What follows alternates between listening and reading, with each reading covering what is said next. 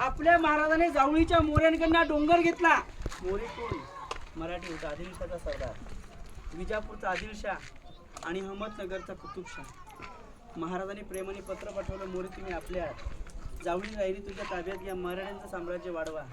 मोऱ्यांनी शिवाजी महाराजांना प्रत्युत्तर दिलं, तुम्ही कोण राजा? आम्ही स्वतः राजा आहोत. उद्या यायचं असेल तर राजाच्या तुमच्यासाठी दारुगोळा तोफखाना सज्ज आहे. आपले महाराज शरण जाणाऱ्याला मरण देत नव्हते. अखेर मोरेचा भाऊ शरणाला, हनुमंतराव मोरे मारला गेला आणि महाराजांनी हा डोंगर घेतला 15 मे 1656 आणि या डोंगराचं नाव रायगड दिलं. तेव्हाही बांधकाम नव्हती. 1200 एकर किल्ल्याचा परिसर आहे. या गडाचे इंजिनियर आहेत सेवेचे ठाई तत्परकर हिरोजी इंदुलकर. याने गडावरती 350 इमारती, 11 तलाव आणि 84 पाण्या टाक्या बांधल्या. पण गड बघताना विचार करतो, हे दगड त्याने कुठून आणले? हे दगड बाहेर आणणं शक्य नाहीये. हा डोंगर कापला, इथे तलाव कोरली, खाली हत्ती तलाव पाहतो, गंगासागर पाहतो, होळीम तलाव आहे, ब्राह्मण तलाव आहे, कुशावरचं तलाव आहे. अशा तलावाची निर्मिती केली, त्यातनं दगड काढला आणि ही बांधकामं केली. नुसतं दगडाचं बांधकाम नव्हतं, लाकडी छपरं होती याच्यावरती, मातीची कौलं, पैठणी कापड, रेशमी पडदे, मखमली गोंडे होते.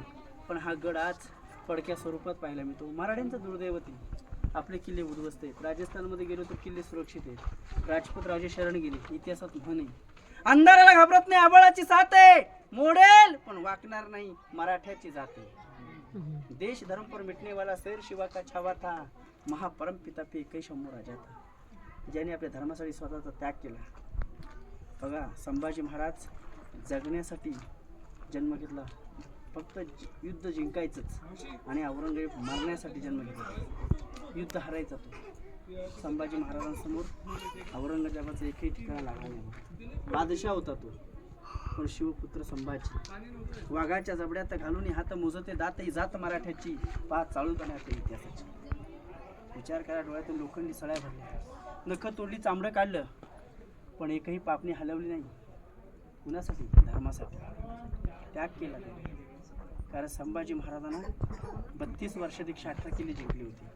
40 दिवस नजर कैदेत ठेवलं होतं. तुळापूर, संभाजी महाराजांना मारलं, संगमेश्वरला पकडलं, तुळापूरला मारलं. याच वाई कोकणाच्या मार्गी त्यांना पकडून पन्हाळ्यावरती नेलं. काही दिवसांनी बहादूरगडावरती कैद केलं. याच वाड्यामध्ये संभाजी महाराजांचं वास्तव्य होतं. हा राजवाडा महाराजांचा आणि छत्रपती शिवरायांचा. 9 वर्ष राजकारभार चालवला महाराजांनंतर शंभू राजांनी. रायगडावरती पूर्ण लाकडी छपरं होती. 10 मे 1818 मध्ये इंग्रजांनी तोफेचा मारा केला, फितुरी झाली आणि 11 दिवसामध्ये हा गड इंग्रजांनी जाळला. कल्पना करा, वैभव काय असेल, दगड उतरवली, माणसं कशी असतील. या बांधकामाला काय वापरलंय? चुना, गुळ, शिस. शिस म्हणजे लीड. आज आपण रेती आणि सिमेंट वापरतो. काही महिला मंडळी मेना दरवाज्यातनं वरती आल्या. गडाची मागची बाजू मेना दरवाज्यातनं उतरला तुम्ही की 100 पायऱ्या चढावं लागतं. तर उभा चढ आहे बघा तुम्ही. महाराजांना 8 राण्या होत्या.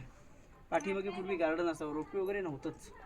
सईबाई, सोयराबाई, पुतळाबाई, सकवारबाई, सगुणाबाई, गुणवंतबाई, काशीबाई, लक्ष्मीबाई या मेण्याच्या साह्याने इजा करायच्या. पलीकडे राण्यांचे महाल आहेत. महाराजांना राण्या 8 होत्या. रायगडावरती 6 राहायच्या. राजगडला राहिल्या त्या सईबाई, शंभू राजांची आई, आणि पाचाळला जिजाऊंच्या शेवेला पुतळाबाई. जिजाऊ पाचाळला राहायच्या ना. रायगडावरचं वातावरण जाणवत नव्हतं. राजमाता, राष्ट्रमाता जिजाऊंच्या शेवेला पुतळाबाई, सती सावित्री गडाच्या पायथ्याला, आणि सईबाई राजगडावरती. रायगडावरती 6 राण्या राहायच्या. आता आपण बाल्य किल्ल्याचा एरिया बघतोय. पलीकडे धान्यांचं कोठार आहे, 22 फूट खोल आहे. कोकणामध्ये आपण त्याला पेव किंवा कणगी बोलतो. जर गनिमाने वेढा दिला 3500 लोक राहायची. ज्वारी, बाजरी, तांदूळ स्टोअर करायचे. पण त्याच्यापेक्षा मोठे गोडाऊन आपण कोल्हापूर जिल्ह्यामध्ये पन्हाळागडावर आहे. तिथे 3 कोठारे, गंगा, यमुना, सरस्वती. त्याला आपण अंबरखाने बोलतो. आज रायगडावरती तुम्ही धन्य झालात की माती आलेल्या शिवभक्ती माती कपाळाला लावतात. या जगात शिवाजी महाराजांपेक्षा कोणी ग्रेट नाही बघा. देश, देव आणि धर्म ज्यांच्यामुळे हिंदू आहोत ती शिवछत्रपतींची आणि संभाजी महाराजांची कृपा आहे.